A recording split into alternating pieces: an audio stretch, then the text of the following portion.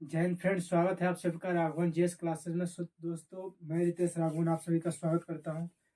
तो आज हम लोग पढ़ने वाले हैं मध्यकालीन भारत। मध्यकालीन भारत में पहला चैप्टर है इस्लाम धर्म का उदय। इस्लाम धर्म का उदय कहाँ से हुआ, किसने किया, वो सभी जानकारी हम लोग इसी वीडियो में प्राप्त करेंगे। इससे रिलेटेड जितने भी हमारे एग्जाम में प्रश्न बनते हैं वो सभी प्रश्नों को हम लोग एक एक करके देखेंगे। और ये जो प्रश्न है आपको यूपीएससी, बीपीएससी, रेलवे और एसएससी और ज़्यादातर करके बिहार दरोगा के लिए बहुत महत्वपूर्ण है। तो वीडियो के अंत तक बने रहिएगा। तो आइए पढ़ते हैं, ठीक है।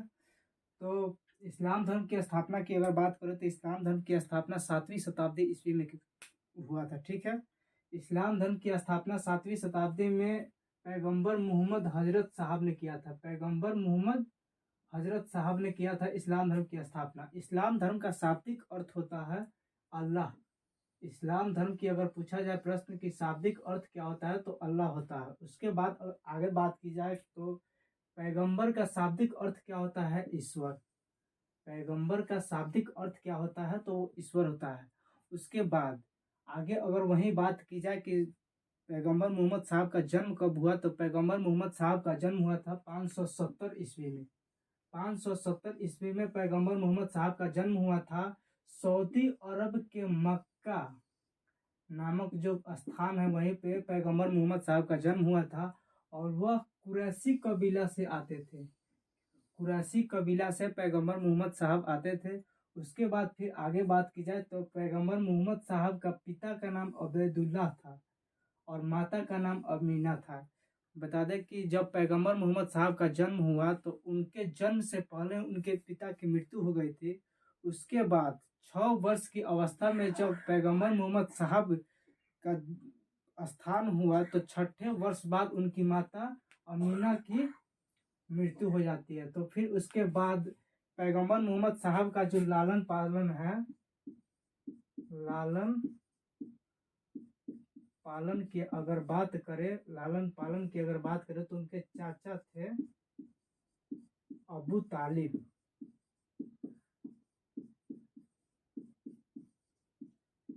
पैगंबर मोहम्मद साहब के जो चाचा थे उन्हीं को अबू तालिब ने इनका लालन पालन किया। उसके बाद फिर आगे बात करें तो जब पैगंबर मोहम्मद साहब का उम्र 25 वर्ष हुई तो 25 वर्ष की अवस्था में इन्होंने खदीजा नामक विधवा महिला से विवाह किया।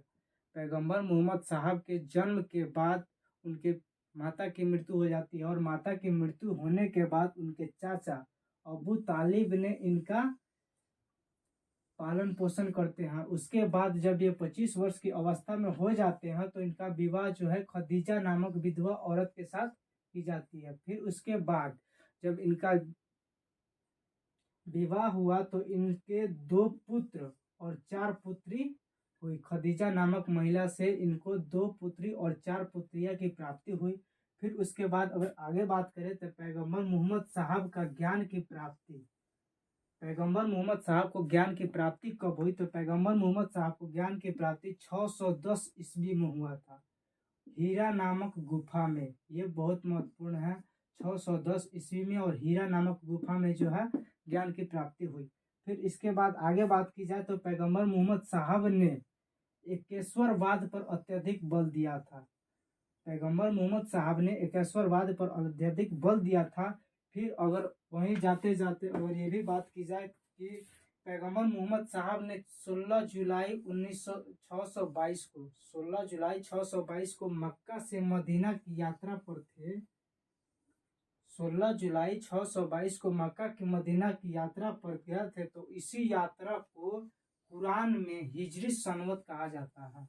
ये प्रश्न बहुत बार एग्जाम में पूछ चुका है। एसएससी हो या रेलवे हो या यूपीएससी हो या बीपीएससी हो, सभी में एग्जाम पूछ चुका है कि मोहम्मद साहब ने 16 जुलाई 622 को मक्का और मदीना की यात्रा की है।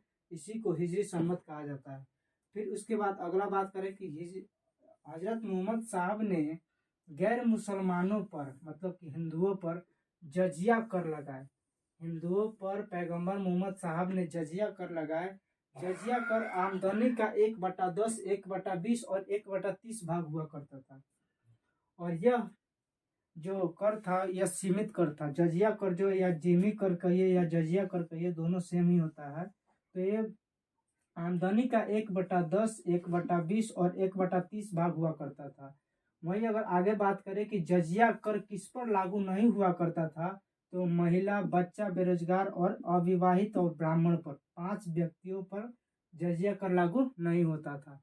जो कौन कौन से हैं? एक में महिला है, 2 में बच्चा है, 3 में बेरोजगार है और 4 में अपाहिज है और 5वां जो ब्राह्मण है उस पर जजिया कर नहीं लगाया जाता था। ठीक है।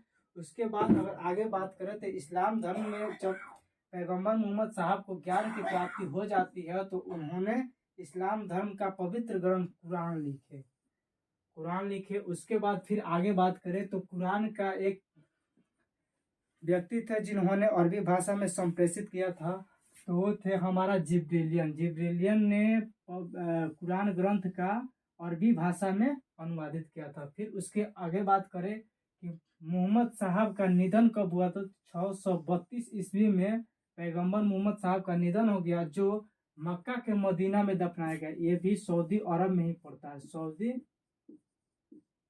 अरब में ही पड़ता है। जब पैगंबर मोहम्मद साहब ने कुरान की स्थापना की तो उसका जो अनुवादित था वो अरबी भाषा में जिब्रीलियन ने किया था। ठीक है।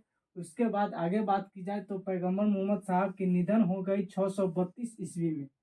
पैगंबर मोहम्मद साहब की जब निधन हो गई तो यह हुआ कि उनका उत्तराधिकारी कौन हो, तो उसके उत्तराधिकारी के लिए एक खलीफा का पद लाया गया। यह पैगंबर मोहम्मद हजरत साहब के द्वारा एक खलीफा का पद लाया गया। इसी पद को, खलीफा के पद को जो पैगंबर मोहम्मद साहब ने लाए थे, इसी पद को मुस्तफ़ा कलाम पाशा, यह तुर्की का शासक हुआ करते थे। मुस्तफ़ा कलाम पाशा ने तुर्की का शासक थे। इन्होंने 1924 ईस्वी में खलीफा नामक पद को समाप्त कर दिए। फिर अगर उसके ये प्रश्न बहुत महत्वपूर्ण है, इसीलिए हमने इसे 3 स्टार दे दिया है। उसके बाद आगे बात की जाए तो पैगंबर मोहम्मद साहब के जन्मदिन को ईद ए मिलाद उन नबी के पर्व पर मनाया जाता है।